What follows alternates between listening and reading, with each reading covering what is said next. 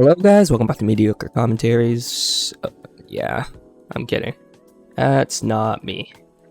That guy's probably out there in Harvard living his best life, while I'm just trailing behind. Yeah, I miss that guy's videos. They're the best. But anyways, we're starting with Tower of Hecc here. Now, I was originally gonna do Tower of Noticeable Infuriation, but due to the unseen release of Purgatorio, that plan has changed. Now, Purgatorio already has an insane progression for you laid out between easy to like baseline hard, so I just decided the next best thing to do was Tower of Hecc. So because you're gonna have basically no places unlocked. And this is like the next step from baseline hard because it's low mid. So let's start. Also, this is one of the higher quality towers of Ring 1. Compared to something like Tower of Stress or Tower of Rage, this is definitely a step up. First floor is really self-explanatory. I feel like the part where people start to struggle is around floor 4 or 5-ish. So around where it becomes green. That's floor 5, yeah. I don't know why he decided to make the difficulty spike up so much there, but right now we've got some mega fun obby level platforming, so yeah. Nothing much to say about floor 2, except just the invisible parts, but they made it slightly visible, so it's pretty easy to see it now. Like most of this you can do with your eyes closed. Maybe not with your eyes closed. Right, so where most people start to struggle is when things are one stud wide. I don't know why, but when I watched Onyx and Doggy play Tower of Noticeable Infuriation, they did these forwards. There's nothing wrong with that, it just makes it really hard. That was pretty funny. Just do them sideways. You have more, I guess, surface area to work with. Here you can just jump straight over. Song is something.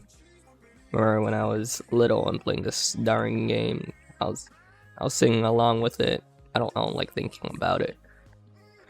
Here's the first major choke point for beginners, I guess. This one stud. Now, I don't exactly know a way to make this easier, but it's just, if you land it, you land it, alright? So,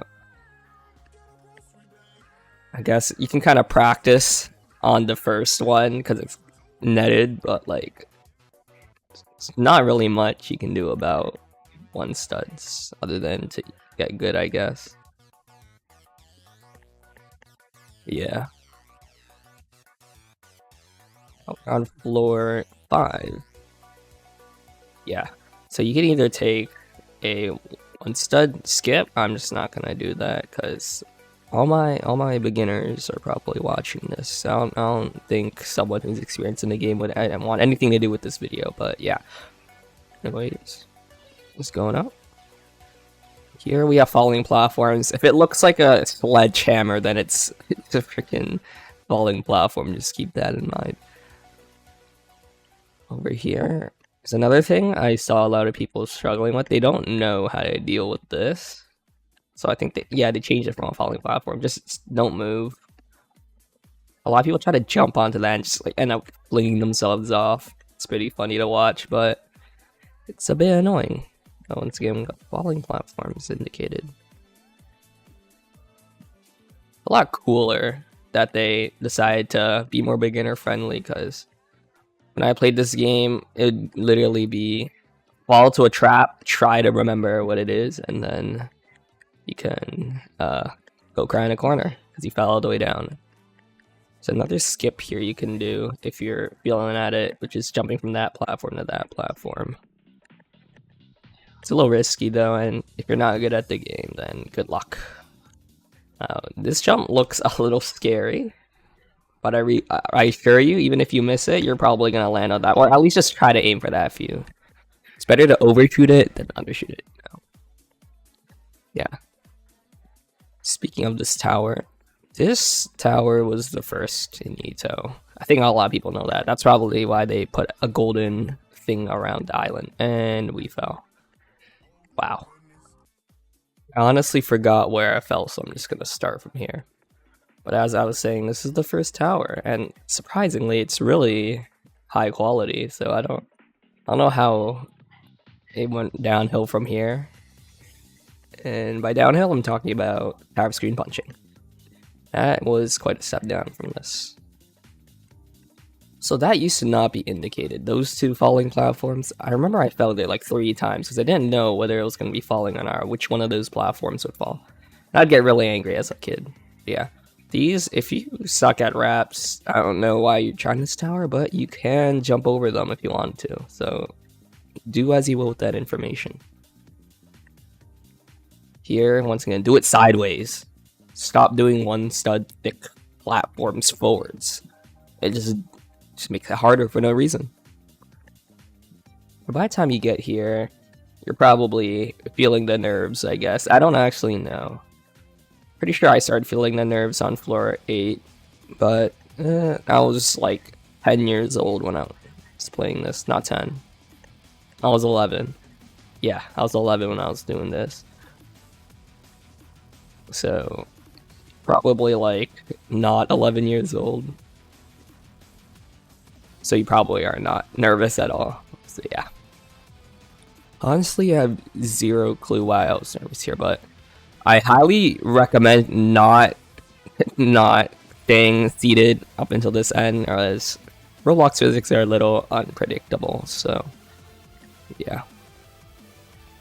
Here, just go into first person. If you really suck at aiming, just use comma, period keys, align yourself, alignment keys, whatever you want to call them. Just go up here. Now you can either go that way and risk falling, losing your entire run, or you can just do this completely safe and netted skip, which I highly recommend.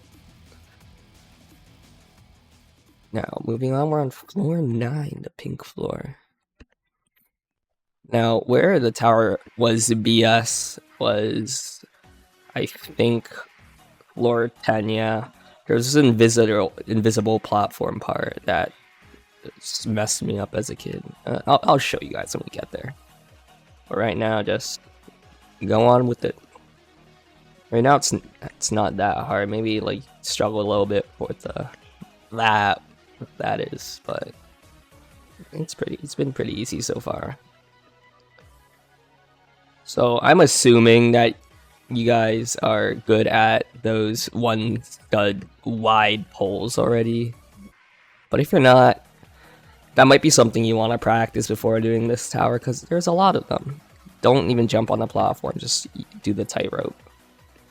Here we have a little Kilbert part. Yeah, it's kind of useless. We're on floor 10, aka the invisible part. Part 1. This is a pretty long jump, so just go sideways, unshift, and then hold D and jump. You don't even have to jump that late, just do that and you're probably gonna make it. Yeah, so this is the part. I'm pretty sure from this point on, it used to be invisible, and you would have to kind of just guess where that pole went. And let's just say I fell here like 7 times before I finally made it past. But when you do make it past, you can do this skip, get like a minute worth of gameplay, or you can be a man and actually do the gameplay that has been created. That's what I'll do.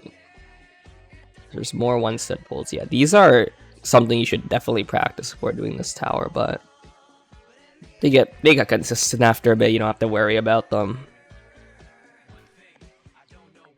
And after this, you're basically, it's just this. This is probably the most stressful part of this kind of. You can align yourself with them and kind of just like go sideways, but I don't know why you would do that. But it works if you want to do that. Then you beat the tower. Good job. You beat your first kind of hard tower, I guess. Yes. Wow. Good job, whoever's watching this. Isn't that crazy? And we get 5 tickets. Anyways, that's gonna wrap it up for whatever this video is supposed to be. Commentary guide, whatever. I don't think it's much of a guide, but remember, everybody like, comment, subscribe, whatever. Yeah. Goodbye.